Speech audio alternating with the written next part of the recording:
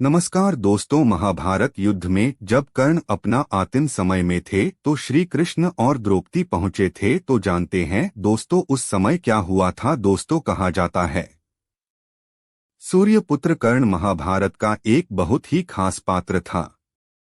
कर्ण को न केवल उनके पराक्रम बल्कि उनके दानवीर होने के लिए आज तक जाना जाता है। ऐसा माना जाता है कि उनसे बड़ा कोई और दानी नहीं हुआ। भगवान कृष्ण खुद भी कर्ण को सबसे बड़ा दानी मानते थे, लेकिन ये बात अर्जुन को पसंद नहीं थी। कर्ण की मृत्यु के समय भगवान कृष्ण उनकी परीक्षा लेने गए और कर्ण के व्यवहार से खुश होकर इसे वरदान भी दिया। युद्ध भूमि में जब कर्ण घायल होकर अपनी मृत्यु का इंतजार कर रहा था, उस समय अर्जुन ने भगवान कृष्ण से कहा कि आपका दानवीर कर्ण असहाय होकर मौत का इंतजार कर रहा है। इस पर श्री कृष्ण ने कहा कि कर्ण को उसकी वीरता और दानवीर होने के लिए हमेशा याद किया जाएगा।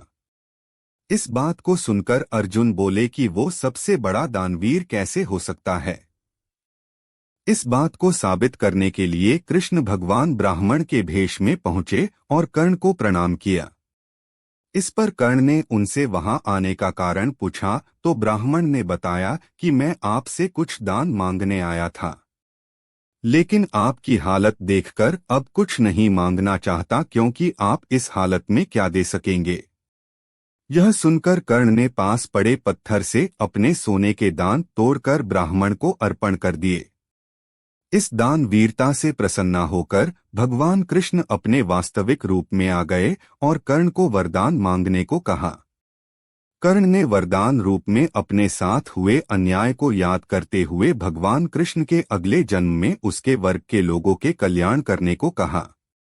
दूसरे वरदान रूप में भगवान कृष्ण का जन्म अपने राज्य लेने को मांगा और तीसरे वरदान के रूप में अपना अंतिम संस्कार ऐसा कोई करे जो पाप मुक्त हो।